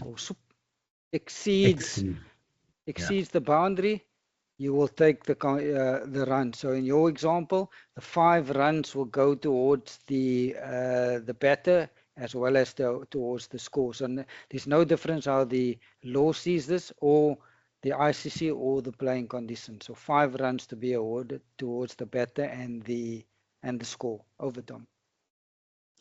Thank you, Abdullah. Next question is from Dieter. For those who don't know, how do we signal the level 3 and level 4 offenses in Law 42? I have got them on level 1 slides, so I'm just going to share them with you. However, I have been having problems with my Microsoft PowerPoint today. You will see we actually hid these slides for level 1 because we don't present Law 42 in level 1. We hid the slides. The slides are in law number 2 under signals. So we showed all of these laws in level 1. Sorry, all of these signals. But then when it comes to the level 3 conduct, they were hidden. So level 3 offense, the umpire will wave like a traffic officer. That is the first part of the level 3 offense signal. And the second part is 2 hands at shoulder height pointed or facing the scorers. Okay, so that is to suspend a player for 1/5 of that particular match. The level 4 offense has also got 2-part signal. The first part being the same as the part 1 of the level 3 offense signal. And then the level 4 part 2 signal is a out signal, but the finger is raised to shoulder height. That is why we stress in our level 1 signals that an umpire, when they dismiss a batter or give a batter out, the finger needs to be raised above the head, because this signal is at shoulder height, pointing the index finger. Okay, so those are the level 3 offense and level 4 offense signals to be made to the scorers when a level 3 or level 4 offense has occurred. Right, moving on in the chat box.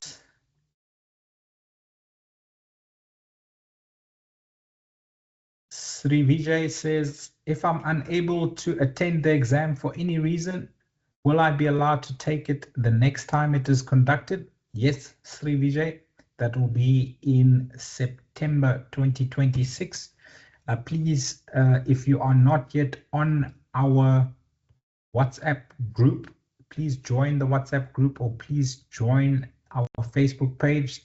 Those are the two platforms where we advertise all of our courses, so that you join the course in good time for the next level 2 exams. Okay, scrolling further down the chat box, Ritwik says, under Law 42, if a situation is not specifically covered, how should an umpire decide whether it counts as unfair play? For instance, if a player uses a word that is harmless in their native language, but considered offensive in another player's language, how should the umpire assess whether this amounts to unfair play and a level 1, 2, 3, or 4 offense? Abdullah, tricky one. Do you want to handle that one for us, please? Yes, Tom. So firstly, for unfair play, always a good idea to chat to your colleague, have a discussion, chat to him or her about the incident, and come to a decision. Yes, it is unfair. No, it's not unfair. I saw it as accidental. Or I saw it as whatever the case may be. So get together and discuss it. And if you are both in agreement that it is unfair, you then need to decide where to put it.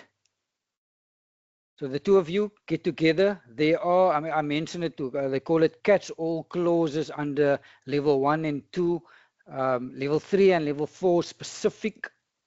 Those things needs to happen, but on level 1 and 2, there are catch-all clauses. Something that happens that's not listed in the law book under those two levels, 1 and 2. If you feel that what you've just seen is or should be under level 1, then you can place it under level 1. Or if it should be under level 2, the two of you can then decide to put it under level 2, just depending on the nature of the unacceptable conduct.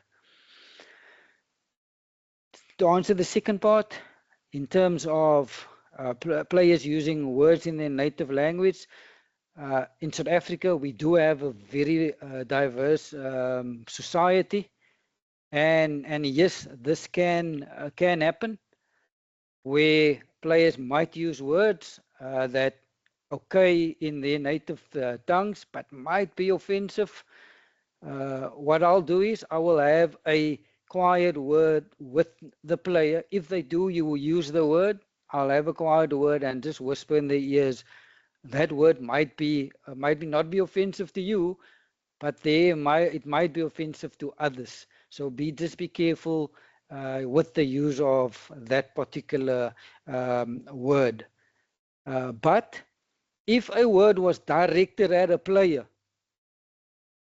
you then need to look at the situation, and if they use a word and it looked at the player and it was directed at the player, you then need to intervene. So this should not be allowed. But it was just two let's say the two batters having a chat with each other, and one saying a word in their native tongue that might be offensive to others. They didn't direct it to anyone. They were just maybe cracking a joke amongst each other, but you heard the offensive word, so it was not directed at others.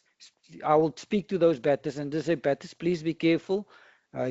Might not be offensive to you, but there are others that might take offense. So please be careful with the words that you use. Over, Tom. Thanks, Tula. Mona O'Reilly from Canada. Is there any way I could pay someone in the account in India who can transfer that equivalent amount to you? Yes, Mona O'Reilly. We do have Harsha in India who has done Cricket South Africa's level 1, level 2, level 3 courses and has been to Cape Town on exchange. He is a solid member of Western Province Cricket Umpires Association whenever he is in South Africa. He lives in India. I can't remember exactly where, but he's obviously got an Indian bank account and he's got PayPal as well. So you need to pay him 3,500 Indian rupees and he will pay over to me $35 US using his PayPal account. So I've put into the chat box now my WhatsApp number. Please reach out to me on WhatsApp, Mona O'Reilly, and I will give you the contact details of Harsha, the WhatsApp number of Harsha, and he will help you. He's already helped a lot of candidates in level 1 that way, and he's already helped a couple of candidates for level 2 in India to pay for their exam fee. Thank you. Next question is from Tinas. Any study or preparation tips? So Tinas, we've taken you through all 42 laws and there are 200 plus slides in our full level 2 course material presentation. However, we do have a revision slides for level 2, which are only 70 slides. I will be sending those tomorrow morning along with the link to the recording of tonight's lecture. So if you study those 70 revision slides presentation and you know them inside out, back to front, through and through, you should be able to pass Cricket South Africa's level 2 exam.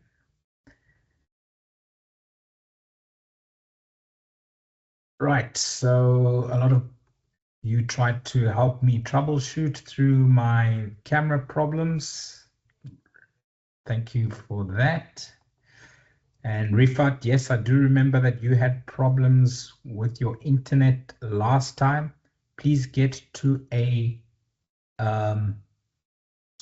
library with a good internet connection. Remember, you can do your internet connectivity test or your minimum systems requirement check up to 24 hours before your exam, as soon as you get the email from ExamOnline. Right, Vijay was helping me answer questions. Thank you. Ogbue, I did show you where to click for the bio break, bottom left hand of the screen on a computer user interface. I'm not sure where it is on the phone user interface, but you need to look for a pause button. Okay, we've dealt with Pemelo's red flag questions. Ugandar Palamasi. The questions on measurements will be in feet or inches as well, along with meters or centimeters. Uganda, you can answer as per the law book. The law book has both feet and inches as well as meters and centimeters. You can answer with either feet and inches or meters and centimeters. You don't have to answer with both. Okay. The memorandum has both in them. So if we see one of them and it's correct, we will give you the marks. Sandra, yes, you will get this recording tomorrow morning, 11 a.m. South African time. Tina says, in the previous level 1 course, I recall there was a mention of age-related limit on one's umpiring career. If you start after the age of 42, could you please explain the rationale behind this rule? I am now 42 and already a qualified level 1 umpire. I obtained my level 1 at the age of 35. I'm writing the exam this Saturday. Does this mean my umpiring career will be limited in a way? So Tinas, you can umpire until as long as you are healthy and you can see and you can hear well, you can umpire. So we've got umpires in our association over the age of 70 years old. So Abdullah explained the cricket career timeline very well in our first lecture of our level 1 course. And what it says is that if you have not been selected by Cricket South Africa to umpire in their Kaya Majola Boys Under 19 National Week, it is an elite tournament, the first of the elite amateur tournament. So your Umpires Association, whichever province you are in, they can nominate you to go to girls under 16 and boys under 16. But for girls under 19 and boys under 19, you need to be nominated or selected by Cricket South Africa. They would have seen your performance at boys under 16 and girls under 16, and they would have said, okay, Tinas is ready for the next level, which is girls under 19 and boys under 19. What Cricket South Africa is saying is if you have not been invited by Cricket South Africa to officiate at the Kaya Majola week, which is the National Boys Under 19 week every year in December, then that will be the end of your progress as a Cricket South Africa umpire. Okay, there are various levels from boys under 19. You would, if you do well, then you could go to Universities Week. If you do well there, you can go to Rural Week. If you do well there, you can go to Club Champs. If you do well there, you can go to Academies Week. So all of those weeks are preparing you as an umpire. And remember, the higher you go, the fewer positions there are, right?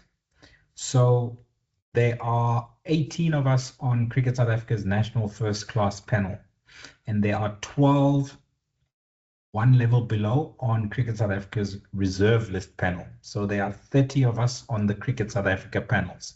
So all your provincial umpires who go to age group tournaments, they are trying to get better and better and better and better. And then eventually, if they are considered good enough, they will be invited to write their level 4 exam by invitation only by Cricket South Africa. And then only can they be promoted onto the Cricket South Africa reserve list panel. And if they do well for a couple of years or a few years or a lot of years on the reserve list panel, then they can be promoted to the first class panel. And then if they do very well on the first class panel for a lot of years, then they can be promoted to Cricket South Africa's international panel, and they can start umpiring international T20 matches in South Africa. This is a very long process, Tinas. I started umpiring at the age of 26 in 2007, and I got onto the reserve list panel 9.5 years later in 2016 at the age of 35. In those 9.5 years, my first Cricket South Africa age group tournament was in 2009. So from 2009 to 2016, Cricket South Africa invested in me by sending me to all those tournaments. Those tournaments, they fly us to whatever city is hosting. We stay in hotels. We get paid a decent amount for the week. We get meals. We get transportation to the grounds. We get hired vehicles. So those 9 years from when you start umpiring to when you hopefully make it onto Cricket South Africa's reserve list panel, that is Cricket South Africa investing in you. And they want a return on that investment. And the return on that investment is your service on the reserve list panel and the first class panel. So now, if you haven't gotten to the elite age group tournaments by 42, then there won't be a lot of time for you to return Cricket South Africa's investments, because umpires usually at around 52, 53, 54, 55, that is the end of their career on Cricket South Africa's panels. So if you only make it onto the panel at 50, so if you, for example, are 42 now, and it takes you another 9 years to get onto the Cricket South Africa reserve list panel, you'll get there at 51. Then you'll only have, after 8 years of investment by Cricket South Africa, you'll only return 3 years worth of investment to them. So that is the reason why they have that 42 cut off. There is no cut off for umpiring club cricket and school cricket in South Africa. So you are welcome to continue umpiring, but the highest you will go is Premier League in your province. I hope that answers your question, Tinas. Long way to go about it.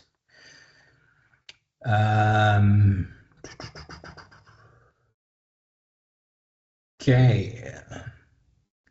Munowarali, we've answered your question. Pamelo, there will be a recording of this session for you to watch how to log in. Tarun says, for an 8-mark question, would you answer it with 8 bullet points? Yes, Tarun, 8 bullet points would suffice for an 8-mark question. But make sure the bullet points make sense. If it's 2 words that don't make sense, then make it 5 words or make it a full sentence for that bullet point. But that was just a demo exam. The most amount of points for a question, or the most amount of marks for a question in Cricket South Africa's level 2 exam is 4 marks. So 4 bullet points will suffice. Shakil Khan asks, questions long story type or short? Shakil, check how many marks are allotted to each question and give enough for you to get the marks. So if a question is 1 mark, you can write 930. If a question is 2 marks, you can write 930 to 945. If a question is 4 marks, you need 4 bullet points worth of content to get marks. 4 marks. Okay, Kartik thanks us for the exam logistics. Munorawali, are any questions from ICC rules included in level 2 exam or purely from MCC laws of cricket? Munowarali, only from the MCC's laws of cricket 2017 code 3rd edition 2022. No playing conditions in Cricket South Africa's level 2 umpiring exam. Camelo has got a question on law 42.2, breach of player conduct. If it happens that things get out of hand, both the bowler and the batter and players get physical, as umpires, you tried your best to intervene, similar to what we saw in the SA emerging versus Bangladesh emerging video. For umpires' safety, what do we do? Do we get involved, Abdullah? Do we become punching bags in the middle of a fight? Or do we step aside and watch the action and take notes to be sure that we give the relevant levels to the relevant players? Yeah, so Pomelo, a huge part of umpiring is player management. Lots of people think it's decisions. That's about, I would say, 10% of what your day is about, making decisions out or not out. The other 90% is managing the game, managing the players. Vital part of umpiring. So yeah, you spend most of your day. You have 22 adrenaline, players, lots of adrenaline, and you need to handle them. You try to using your experience, or you try to to manage certain situations. You can look at the situation, you can look at body language, you can and try to initially calm down something that happened. Let's say a bit of words between batter or bowler. Um, you They want to have their say. With experience, you'll know when to get involved, when to say things, how to calm them down, how to handle it. But to answer your question, if things do escalate and they do decide to become physical, like in the video that we've played, we as umpires, and I mentioned it yesterday, captains, they are responsible for their players to play the game within the spirit and within the laws, not our responsibility. Yes, we try to manage the game to our best of our ability, but if they want to turn the cricket field into a WWF ring, I'm not going to get involved in between two players trading punches. I will stand aside if that is what the road that they want to follow.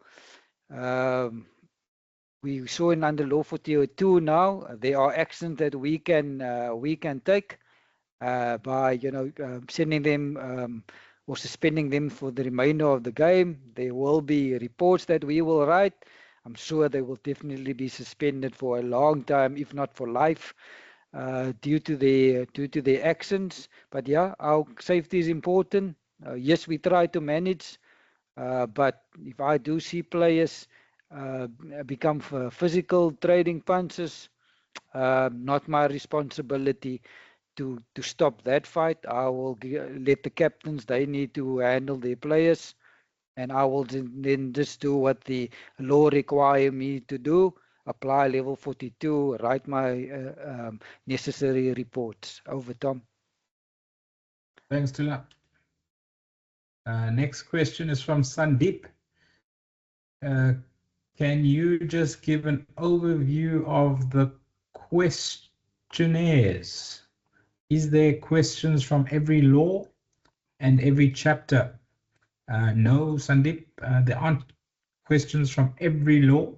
As I said earlier, tomorrow I will send you a revision slides PowerPoint presentation instead of the 200 slides that I've been sending, this one is only 70 slides. And I think there's only 21 laws. So that is less for you to study, but make sure that you study those 21 laws thoroughly as per the slides given tomorrow. Okay. Wasantha has got a scenario for us. A lifting delivery strikes the batter on the upper arm. It lands on the ground and rolls back towards the stumps. He hits it away and the ball is caught on the full by a fielder. The fielding team appeals. Abdullah, what is your verdict? I'm not sure what the fielding team is appealing for there. I'm also don't know what they're appealing for, but looks like they're appealing for a catch, Tom. And my answer to that appeal is not out. The ball was on the floor. The ball was actually rolling towards the stumps. As soon as the ball makes contact with the floor, you cannot be given out caught. So not out, Tom. Over. Thanks, Dula. I would also add to that, not out for hit the ball twice and not out for obstructing the field because the striker was protecting his wicket. Monorali is sorted. Ritwik says, thank you, Tom and Abdullah, for addressing my questions and clarifying my doubts. Also, thank you for this insightful session. You're welcome. Sandra says, thanks, guys, for everything. I've learned a lot. Looking forward to this journey. All the best to everyone. Have a good evening. Thanks, gentlemen. Have a blessed evening, everyone. From Chad. Ritwik has a question for us. With the increasing use of AI-based technologies alongside systems like decision review system, how secure is the role of an umpire in the long term? And do you see AI as a support tool or potential replacement for on-field officials? Abdullah, I'll give my thoughts. You already mentioned that only about 10% of our job is decision making. I don't think an AI robot on the field would be able to manage chirps in all sorts of different languages, as well as just the body language of a player can tell you if he or she is upset. Maybe AI will get there someday, but they're not there yet. So I'm quite confident that right now technology is adding to the on-field umpires' decision-making ability, or obviously just to check the decision-making. But we are safe in a job for as long as I'm alive, Abdullah. I think we should be on the field. I'm not sure what your thoughts are. I agree 100%, Tom, with you, Tom. I don't see the ever getting rid of umpires. Not in our lifetime. I will never say never. But yeah, just to emphasize again, yes, 90 to 95% of our job is managing the players, and definitely a robot will not be able to manage them. And yeah, the technology plays a vital role these days. From an umpiring point of view, we want the correct decision to be made. And yes, because we're human, we have a split second to make that call. We do make mistakes. And with the review system in place, those mistakes are then rectified. The game can continue. You as the umpire, don't have an impact on the result due to a mistake that we make. So we enjoy the tools that are currently available. We're not anti DRS. It really helps us getting the correct decision. And no moaning or groaning from players.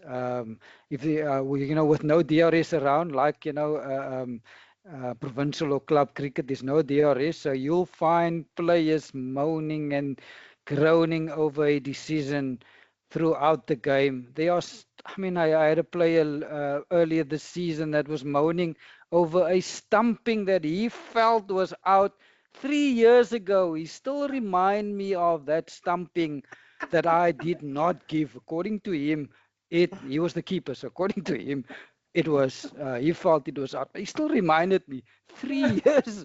That happened 3 years ago. So with the technology, no, absolutely no issue. So yeah, Tom, yeah, we will still be in our lifetime. We will still be on field. Over. Thanks, Dula. I hope we don't have to be reminded of what we've said here in 5 years' time when robots have taken over. I'm sure that won't be the case. Sure that'll be the case, yeah. Tina says, thank you, Tom, for answering the question comprehensively. You're welcome, Tinas. Mona O'Reilly also gives us thanks for sharing expertise and clarifying all questions. All the best to everyone writing this exam.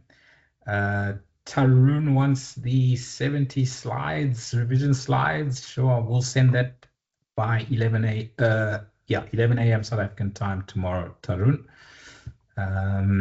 Tinas wants to know, what is the minimum age for a junior to become an umpire and write his or her level 1?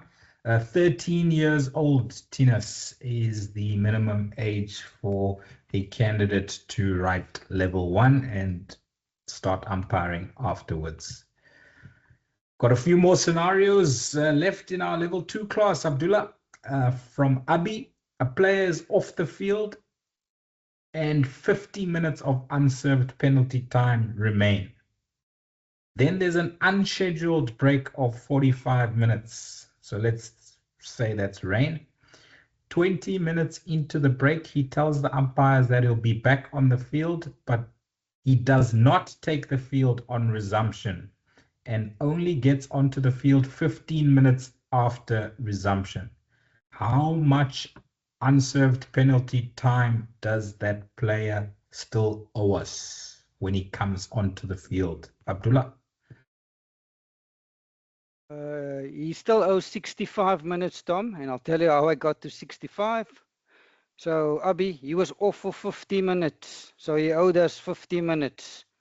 Then it started to rain. So at the beginning of the rain interruption, he owed us 50 minutes, 50 of penalty time. Then it rained for 45 minutes. But with 20 minutes into the break, he or this player informed the umpires in person that he or she was fit again. So from that minute, the player could now start subtracting or offsetting the unscheduled break against any penalty time that that player owes us. But there is a condition in place, and we'll get to that condition now. So 45 minutes was the break, 20 minutes into the break. So that is 25 minutes from that unscheduled break. That player could subtract from any penalty time that he or she owes. But there is a condition that needs to be met. That player needs to come back onto the field of play at resumption for that player to meet the condition of subtracting the unscheduled break from any penalty time that the player might owe us. But in your question, the player did not take the field on resumption. So that 25 minutes of the unscheduled break, that player can now not subtract it from the penalty time that the player owes us. So at resumption of play, the player still owed us 50 minutes, that full 50 minutes. Then the player only came back onto the field of play 15 minutes, 15 minutes after resumption. So you then need to add this 15 minutes to the 50 that the player owes us. And that's why in total, the player owes us 50 plus 15 is 65 minutes before that player is allowed to bowl. Over, Tom. Thank you very much, Abdullah. Comprehensive as always. Ritvik and Abi want to give their thanks. Abi says, when will he be penalized for not taking the field after he tells the umpire during a break?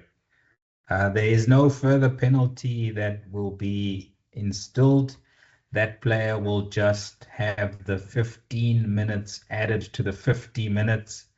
I suppose the law figures that is punishment enough. He's not reducing his penalty time, as Abdullah said, because he did not come onto the field of play when play resumed. I hope that answers your question, Abi. For the 15 of us still in the meeting room, I would like to take this opportunity to thank you all for your attendance and your interaction. Before we say goodbye, I would like all of you to please switch on your cameras, and we can wish you the best of luck for your exam in person. And we can also see who are the famous up-and-coming umpires that we will be seeing on television in the next 5 years. Please, ladies and gents, if you are still with us and you do have the option to switch on your camera, please do so. And please give us a wave, and please wish your fellow candidates all the best for their exam. This session has been recorded, and I will send out a link to the recording tomorrow morning, 11 a.m. South African time. And now we can see a couple of famous umpires appearing. Thank you very much, Pamela. Thank you very much, Theo. Thank you very much, Muinat Alao. I hope I pronounced your names correctly. Please remember the exam payment deadline. Hello, Dieter, is Thursday, the 30th of April, 6 p.m. South African time. You will be receiving your email registration emails, your exam registration emails 24 hours before your selected exam date option. The exam date options, Saturday, the 2nd of May at 9 a.m. or Monday, the 4th of May at 6 p.m. We will see you online as proctors, but we now wish you all well for your exam and your studying to get there. Thank you very much for your attendance and interaction. All the best. See you and goodbye.